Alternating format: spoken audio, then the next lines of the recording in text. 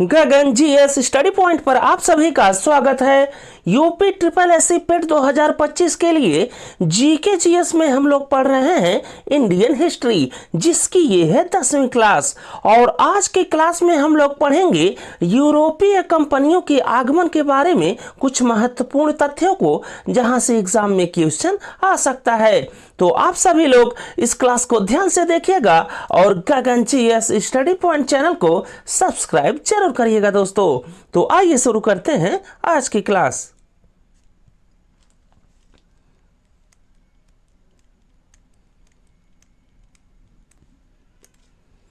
आज की क्लास में दोस्तों आप लोग सबसे पहले यह ध्यान में रखना कि भारत में पहली बार आया पुर्तगाली नाविक वास्को डी गामा।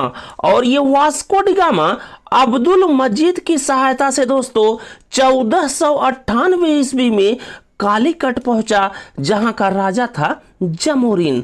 तो भारत में पहली बार आया पुर्तगाली नाविक वास्को डी गामा, जो कि अब्दुल मजीद की सहायता से कालीकट पहुंचा 1498 में, और उस समय कालीकट का राजा था जमोरिन। इतनी बात दोस्तों आपको यहां पर ध्यान में रखनी है। फिर इसके बाद आप लोग ध्यान में रखना कि पुर्तगालियों के द्वारा भारत में जो पहला कारखाना बना, वो बना दोस्तों 1503 ईस्वी में कोचीन में।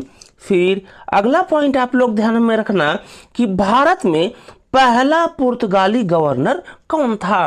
तो भारत में पहला पुर्तगाली गवर्नर हुआ फ्रांसिस डी अल्मेडा, या आप लोग ध्यान में रखना डी अल्मेडा।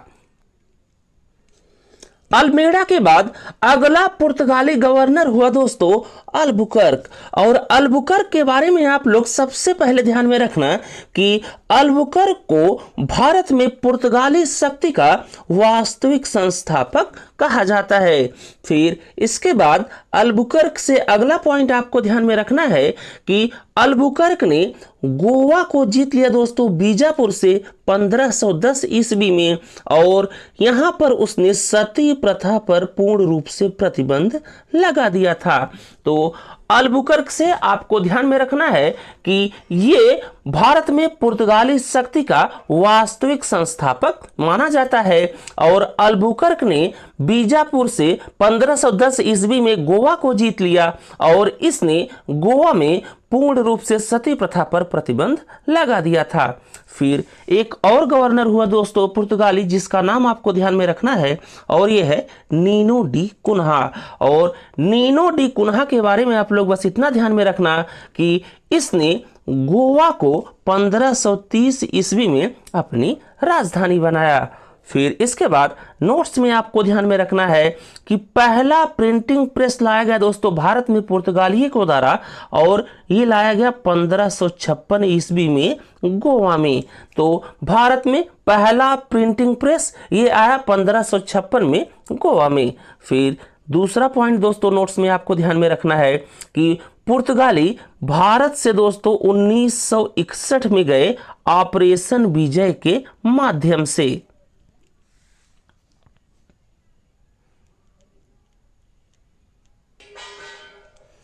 पुर्तगालियों के बाद भारत में आए दोस्तों डच, और पहला डचमैन जो भारत में आया उसका नाम था डी हॉटमैन, और ये भारत में आया 1595 ईस्वी में।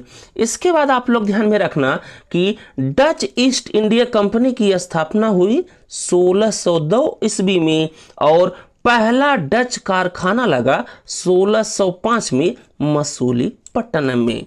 तो यहां पर आपको ध्यान में रखना है कि पुर्तगालियों के बाद भारत में आए डच, और पहला डचमैन जो भारत में आया उसका नाम था डी हॉटमैन, और ये भारत में आया 1595 में।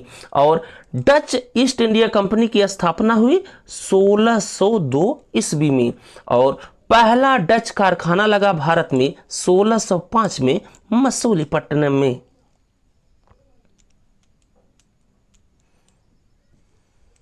डचों के बाद दोस्तों भारत में आए अंग्रेज। और यहाँ पर सबसे पहला पॉइंट यह ध्यान में रखिएगा आप लोग कि ब्रिटिश ईस्ट इंडिया कंपनी की स्थापना हुई 1600 ईस्वी में। और एक क्वेश्चन दोस्तों यहाँ पर आता है कि जब ब्रिटिश ईस्ट इंडिया कंपनी की स्थापना हुई 1600 में, तब उस समय भारत में मुगल बादशाह कौन था?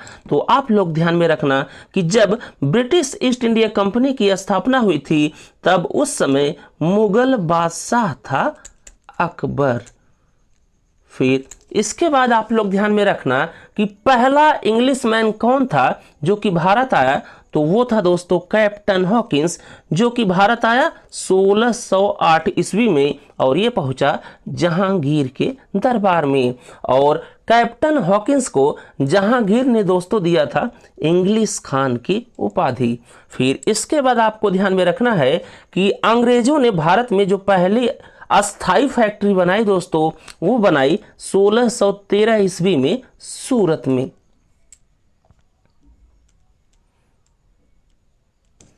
अंग्रेजों के बाद भारत में आए दोस्तों डेनमार्क वाले, और डेनमार्क ईस्ट इंडिया कंपनी की स्थापना हुई 1616 ईस्वी में। और भारत में पहला कारखाना जो डेनमार्क वालों ने लगाया, वो लगाया दोस्तों 1620 में ट्रैंकोबर, तमिलनाडु में। फिर डेनमार्क के बाद भारत में आए फ्रेंच या फ्रांसीसी लोग, और फ्रेंच ईस्ट इंडिया कंपनी की स्थापना हुई दोस्तों 1664 ईस्वी में। और पहला फ्रांसीसी या फ्रेंचमैन जो भारत में आया, उसका नाम था कोलबार्ट, और ये था दोस्तों फ्रांस के राजा लुईस 14 का मंत्री। और इसके बाद आपको ध्यान में रखना है कि पहला जो फ्रेंच या फ्रांसीसी कारखाना लगा, वो लगा दोस्तों 1668 ईस्वी में सूरत, गुजरात में। इसके बाद आपको ध्यान में रखना है प्लासी का युद्ध। और प्लासी का युद्ध हुआ दोस्तों 1757 ईस्वी में सिराजुद्दौला और क्लाइव के बीच में। और इस युद्ध में क्लाइव दोस्तों विजयी रहा और सिराजुद्दौला की हार हुई थी। और प्लासी युद्ध का कारण था दोस्तों चंद्रनगर, जो कि फ्रांसीसियों के पास था, उस पर अंग्रेजों ने कब्जा कर लिया। तो प्लासी का युद्ध हुआ 1757 में सिराजुद्दौला और लॉर्ड क्लाइव के बीच में। और इस युद्ध में क्लाइव विजयी रहा और सिराजुद्दौला की हार हो गई थी। इसके बाद आप लोग ध्यान में रखना बक्सर का युद्ध, जो कि हुआ 1764 ईस्वी में। और ये युद्ध हुआ ब्रिटिश ईस्ट इंडिया कंपनी के हेक्टर मुनरो और बंगाल के नवाब मीर कासिम और मुगल बादशाह शाह आलम द्वितीय और अवध के नवाब शुजाउद्दौला के बीच में। और इस युद्ध में दोस्तों हेक्टर मुनरो ने इन तीनों लोगों को पराजित कर दिया था।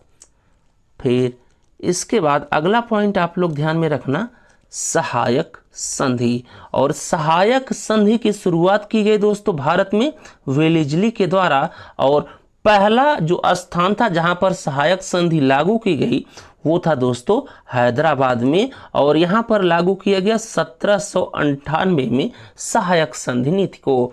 तो सहायक संधि की शुरुआत भारत में की गई वेलेस्ली के द्वारा। और भारत में हैदराबाद में पहली बार 1798 ईस्वी में सहायक संधि की शुरुआत की गई। फिर इसके बाद आपको ध्यान में रखना है हड़प नीति, जिसकी शुरुआत की गई लॉर्ड डलहौजी के द्वारा। और 17 में दोस्तों 1848 ईस्वी में पहली बार हड़प नीति की शुरुआत की गई थी। फिर इसके बाद आपको ध्यान में रखना है जमींदारी व्यवस्था। इसकी शुरुआत की गई कॉर्नवालिस के द्वारा। और इसी के अंतर्गत आया दोस्तों अस्थाई बंदोबस्त 1793 में। और ये व्यवस्था लागू की गई दोस्तों बिहार, बंगाल और उड़ीसा राज्यों में। इसके बाद आपको ध्यान में रखना है रैयतवाड़ी व्यवस्था, जिसकी शुरुआत की गई थॉमस मुनरो के द्वारा। और भारत में मद्रास प्रांत में दोस्तों सबसे पहले लगी रैयतवाड़ी व्यवस्था। फिर इसके बाद आपको ध्यान में रखना है महालवाड़ी। और महालवाड़ी व्यवस्था हाल्ट मैकेंजी के द्वारा लागू की गई। और ये व्यवस्था लगी उत्तर प्रदेश, मध्य प्रदेश और पंजाब राज्यों में।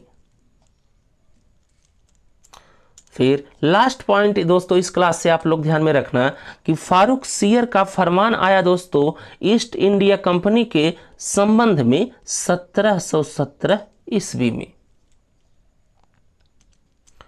तो बस इस क्लास में इतना ही, आगे मिलते हैं दोस्तों नेक्स्ट क्लास में। Thank you. अगर आपको हमारी क्लास अच्छी लगी हो तो आप सभी लोग गगन जीएस स्टडी पॉइंट चैनल को सब्सक्राइब जरूर करिएगा।